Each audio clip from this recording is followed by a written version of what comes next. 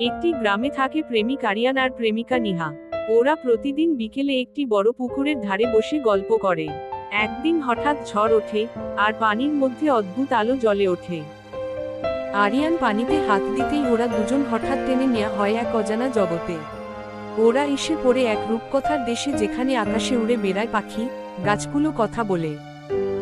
ওরা জানতে পারে এই জায়গার নাম এলোরিয়া। এখানে সবকিছু সুন্দর, কিন্তু একটা অন্ধকার শক্তি সব নষ্ট করতে চাইছে। এক দুষ্ট জাদুকর নিহাকে ধরে নিয়ে যায়। আরিয়ান একা হয়ে যায়, কিন্তু সে হার মানে না। আরিয়ান বিভিন্ন বাধা পেরিয়ে এগিয়ে যায়, জঙ্গলে, নদী পেরিয়ে, ভয়ঙ্কর প্রাণীর সামনে দাঁড়ায়। শেষে আরিয়ান জাদুকরের সামনে দাঁড়ায়। তার ভালোবাসার শক্তি দিয়ে সে অন্ধকারকে হারায়।